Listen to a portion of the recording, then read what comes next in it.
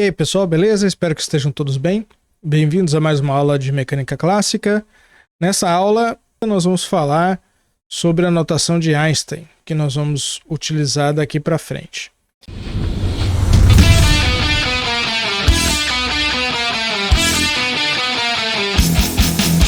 Bom, o que é a notação de Einstein? A notação de Einstein é simplesmente uma forma de nós expressarmos produtos escalares e relações entre vetores e componentes, né, de vetores e tensores de uma maneira mais compacta, ignorando o sinal de soma. Então, a ideia é que a gente estabeleça algumas regras para trabalhar com essa notação. Por exemplo, nós vamos supor, a princípio, um espaço vetorial, que eu vou chamar de E, em que temos vetores do tipo U e V pertencentes a esse espaço. E a gente sabe que uma base de E é um conjunto maximal de vetores linearmente independentes. Ou seja, ele é um conjunto que no geral a gente chama de E-chapéu com o índice I, e aqui o I vai de 1 até a dimensão desse espaço aqui.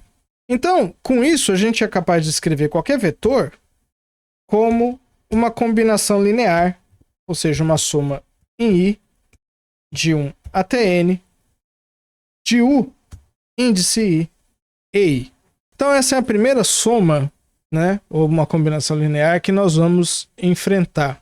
Quando o vetor é euclidiano, o N é igual a 3, então eu tenho um vetor tridimensional euclidiano e posso escolher uma base ortonormal, desde que eu escolha um produto escalar adequado. Então, a gente vai falar disso daqui a pouco. Mas aqui eu já vou utilizar o que a gente chama de convenção de Einstein.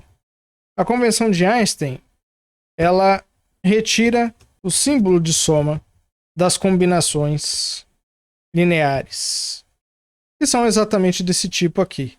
Então, a gente substitui uma expressão desse tipo por uma expressão assim, sem a soma. Mas tem uma regrinha que nós vamos utilizar. Aqui nós temos índices superiores, que são chamados de índices contravariantes. Ou seja, um exemplo de componente com índice convariante é um componente de vetor contravariante. Então, o índice I em cima não é uma exponente, é um índice contravariante. Ele é uma componente contravariante de um vetor e, portanto, ele tem um índice contravariante que é um índice em cima, sobrescrito, né, ou índice superior. Nós também temos índices inferiores, também chamados de subscritos, certo? Que são chamados de índices covariantes. É o caso, por exemplo, da base ou dos elementos da base de E. Os elementos da base de E são escritos por índices covariantes EI. Então, isso forma um conjunto E1, E2, E3 até EN. Essas componentes contravariantes formam também um conjunto.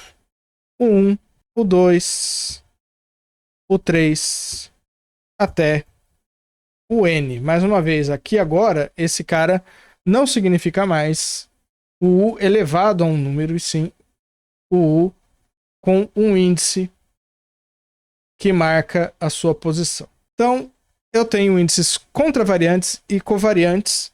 Então, a regra número 1 que eu vou colocar é que todo produto dos dois objetos com índices repetidos.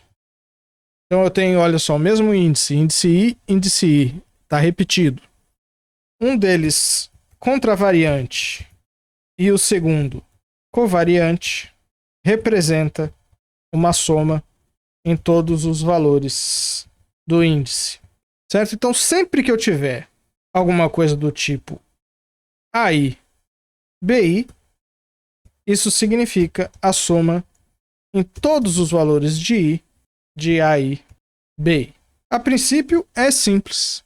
A não ser que a gente diga explicitamente o contrário, né? Em algumas expressões não dá para usar a convenção de Einstein, nós vamos ficar com a convenção. Então, toda vez que tem um índice em cima e um índice baixo com o mesmo nome, mesmo índice, tem uma soma embutida. Vocês devem sempre pensar. A gente chama esse cara aqui, se A e B são dois vetores, a gente chama essa soma de produto escalar, né?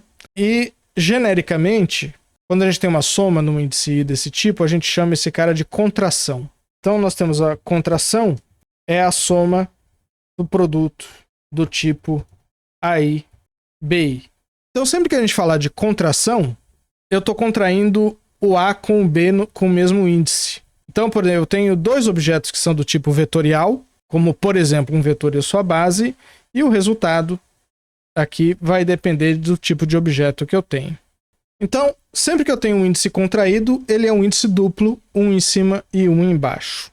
E aí, nesse caso aqui, esses índices também são chamados de índices mudos. Por que índices mudos? Porque eu posso mudar o nome desses índices da maneira que eu quiser. Essa é a regra número 2. Índices contraídos ou mudos, né, como vocês quiserem, podem ter seu nome modificado em uma mesma expressão. Por exemplo, vamos pegar esse cara aqui. A gente sabe que AI, BI contraído, é a soma de AI, BI, e nós sabemos também que se eu trocar esse índice por um índice J, e desde que o J tenha os mesmos valores de I, de 0 a N, eu não troco a expressão da soma. Portanto, aqui eu continuo tendo a J, BJ. Então, sempre que eu tenho índices contraídos, eu posso trocar o nome dos índices, porque eu não altero a soma. Desde que, claro, os índices I e J tenham os mesmos valores de 1 a N. Terceira regra. Vamos pegar, por exemplo, uma expressão do tipo o I é igual. Aí eu vou introduzir para vocês o que é uma matriz A e J, VJ. Se U e V são vetores, e portanto o I e VI são os elementos desses vetores, né, as suas componentes, esse cara aqui é uma transformação linear. E em notação matricial, a gente diria isso aqui, né? Que é uma das primeiras coisas que vocês estudam em álgebra linear. Nessa expressão aqui, temos uma contração, que é uma soma em J, tá vendo? J aqui, J aqui. Então eu tenho uma soma. Mas eu tenho um índice I que é solitário. Esse índice solitário aqui, a gente chama ele de solitário mesmo. Ele está sozinho na expressão. Esses índices aqui podem ser trocados desde que eles sejam na expressão completa. Por exemplo, essa expressão aqui, ela é completamente equivalente a essa expressão aqui. O K igual a KJ VJ. E a gente viu também, claro, que a gente pode mudar os índices mudos da maneira como a gente quiser. Então, o J eu posso trocar por I também. Então, quando eu tenho índices solitários em equações, eu posso trocar esse índice por um outro nome, mas desde que seja na expressão inteira. Eu não posso ter uma equação em que eu tenha um índice solitário, mas do outro lado eu não tenho. Isso aí, se vocês abrirem a soma, vocês vão ver claramente que é assim que funciona mesmo com a expressão de somatória. Então, índices solitários em um lado de uma equação devem aparecer em igual quantidade e com o mesmo nome do outro lado da mesma equação. Por exemplo, AIJ, o J igual a B, K, M. Todos os índices aqui têm o mesmo range, né? Todos eles vão de 1 a N. VM, essa expressão aqui não faz sentido. Porque se eu tenho um índice I, ele está representando um valor específico de uma equação. Aqui ele tem que ter o mesmo nome, eu não posso trocar. Agora, se eu fizer isso, essa equação já tem sentido, certo? Aqui eu tenho uma contração em J e aqui uma contração em M, tá beleza. Mas essa expressão aqui não tem sentido, tá certo? E toda transformação linear pode ser escrita da forma YJ igual a MJ I XI, dessa forma aqui, uma contração I e J solitário, em que M e J, a gente já viu aqui o exemplo do A, são os componentes de uma matriz, que nesse caso não depende nem de X, nem de Y, tá certo? Então esse aqui é uma transformação linear, por exemplo, de um sistema de coordenadas X para um sistema de coordenadas Y.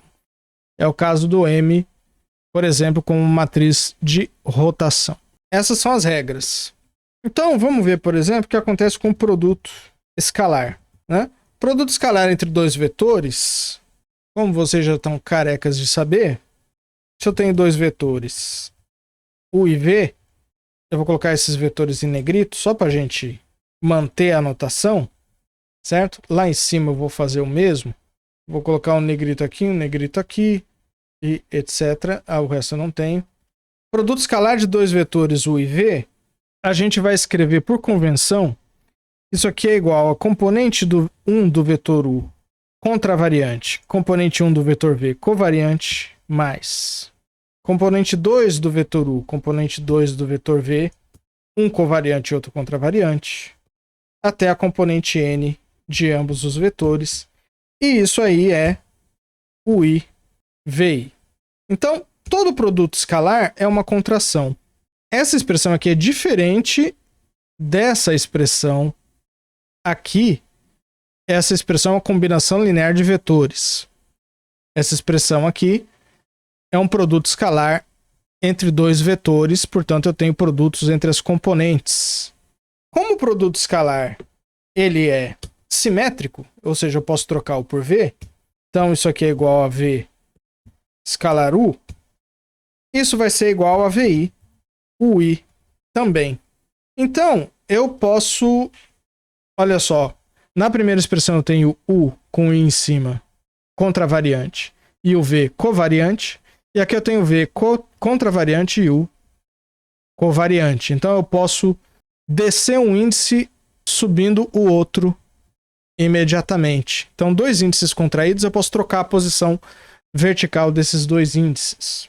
Isso representa um produto escalar, certo? Se a gente pegar esse produto escalar aqui, escrito nessa forma de contração, eu tenho uma matriz que é chamada de G e J. Agora os dois índices aqui estão para baixo, de forma que esse produto seja GJ UI VJ. Nessa expressão aqui, o G é uma matriz chamada de métrica. E aqui eu vejo imediatamente que se os U são linearmente independentes, o V com o índice I embaixo é igual a G e J, V com o índice J em cima. Então, componentes covariantes e contravariantes de vetores estão relacionados através de uma transformação linear com a forma um pouco diferente. Eu posso baixar um índice aplicando a matriz G. E essa matriz G, eu digo que são as componentes da métrica nesse espaço E aqui. Então a métrica é a que define o produto escalar em espaços vetoriais. Se o espaço for euclidiano, esse G é a delta de Kronecker. Então, se o E é um Rn, eu sempre tenho uma base na qual a métrica G e J é igual a delta de Kronecker e J. E caso vocês se lembrem, delta e J é 1 se o I for igual a J e 0 se o I for diferente de J. Então esse cara aqui é a matriz identidade, né? Certo? Essa é uma matriz N por N, que representa a delta de Kronecker. Opa, não é o G. Então essa é a matriz que representa a delta de Kronecker. Se esse for o caso, as componentes covariantes estão relacionadas a componentes contravariantes pela regra simples da delta de Kronecker, né? Então isso aqui vai implicar em que VI é a delta IJ VJ Lembra que isso aqui é uma soma. Eu tenho uma soma em J, certo? Então, eu tenho uma soma que vai ser igual a 0 se o I for diferente de J, e igual a 1 se o I for igual a J. Então, esse cara aqui vai matar todo mundo com J diferente de I e vai restar VI. Então, a gente tem que VI com variante é igual a VI contra variante, com o índice embaixo. A métrica tem uma inversa. Existe um G a menos 1, de maneira que um G a menos 1 é igual a G a menos 1. G, lembra, isso aqui é uma matriz, e isso aqui é igual à matriz identidade. Essa expressão aqui, para matrizes, ela é escrita ou seja, vamos colocar a inversa da métrica, tá aqui, e aqui nós vamos ver como é que é o produto de matrizes. Eu quero representar esse cara aqui na notação de Einstein. Então eu sei que isso aqui é uma matriz G a menos 1. G, eu vou dizer que é uma matriz I, matriz J, que é igual precisamente a delta I J. Vocês vão se convencer claramente que o elemento do produto é um produto dos seus elementos, mas esses elementos são escritos de uma forma especial. Então eu tenho G a menos 1 IK G KJ. O K está contraído, o I e o J são índices solitários. Então olha só, aparece um J aqui, aparece um I aqui e um I aqui, seguindo as regras. Esse cara aqui é um produto matricial, tá certo? Ele é o produto de G a menos 1 com G. É só vocês abrirem aqui para vocês verem que aqui no caso o primeiro índice no sentido horizontal são as linhas, ou representam as linhas, e o segundo as colunas. Então aqui nessa contração eu estou multiplicando linhas por colunas de cada matriz e montando a matriz completa com a soma. Então, no geral, eu tenho duas matrizes A e B. Essas matrizes da métrica, os dois índices são covariantes. Os índices da inversa são contravariantes. No geral, a gente vai fazer isso. A inversa de uma matriz tem índices contravariantes se a matriz for covariante. Agora, eu posso ter duas matrizes de transformações lineares. Por exemplo, o A representado por uma matriz de componentes A e J, e o B é uma matriz de elementos de componentes B e J. Então, o produto AB ele é representado por uma matriz AB e J. Como é que é esse produto aqui? Eu faço sempre assim. Eu pego o primeiro A, primeiro índice I. Aí eu venho aqui e coloco um índice que vai ser contraído, K. Aqui embaixo, B, K, contraído, J. Por que eu estou dando esses espaços aqui? Porque, no geral, linhas e colunas de matrizes não são intercambiáveis, ou seja, as matrizes não são iguais às suas transpostas. Então, também tenho que lembrar que A e J, no geral, é diferente de A, J, I. Ou seja, o A é diferente do A transposto, a não ser que sejam matrizes simétricas. Vamos falar aqui um pouquinho do produto vetorial. O produto vetorial, ele também vai ter uma representação nessa notação de Einstein. Por exemplo, se eu tenho dois vetores U e V, pertencentes ao meu espaço vetorial, o vetorial V, ele é definido pelo módulo de U, módulo de V, seno do ângulo entre eles, e aqui eu tenho a direção ortogonal a U e V, obedecendo a regra da mão direita. Esse é o produto vetorial que vocês conhecem. Portanto, o N ele vai ser ortogonal a U e V, ou a qualquer combinação linear de U e V. Eu tenho um símbolo que é chamado de símbolo de Levi-Civita, que é chamado da letra epsilon. E ele é um símbolo que tem três índices, I, J, K. Como é que é esse símbolo?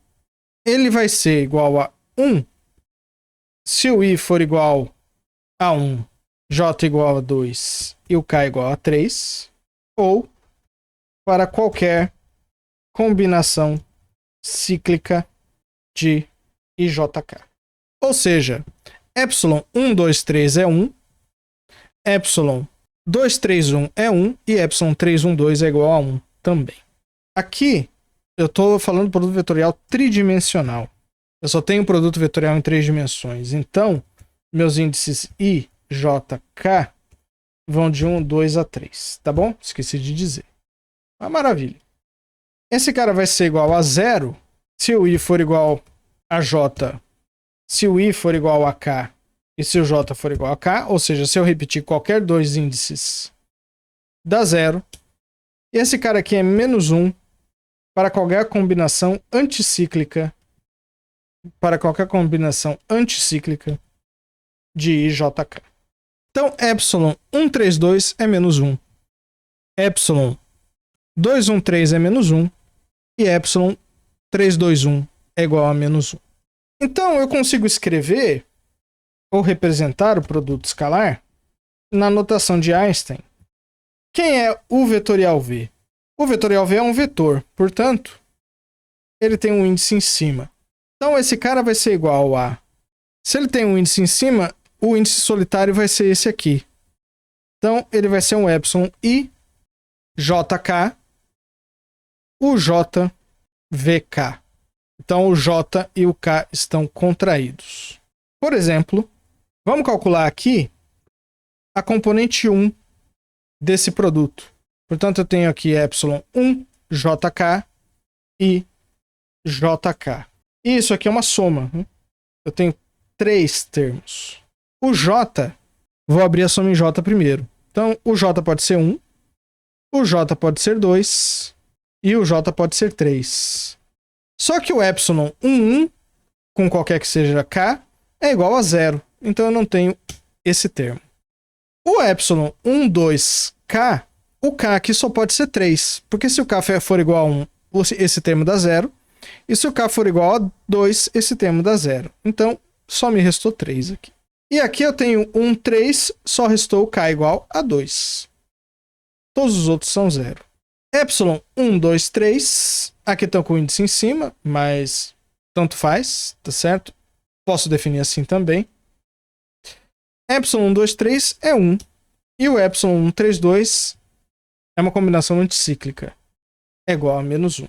Então, a componente 1 desse produto é o 2V3 menos o 3V2, que é o que vocês já conhecem. Podem fazer para as componentes 2 e componentes 3 para vocês verem o que dá. Nós podemos voltar por aqui. Então, essa é uma notação que nós vamos usar de agora em diante, principalmente com as equações de Euler e Lagrange. Tá certo? Então, bons estudos a todos e até a próxima.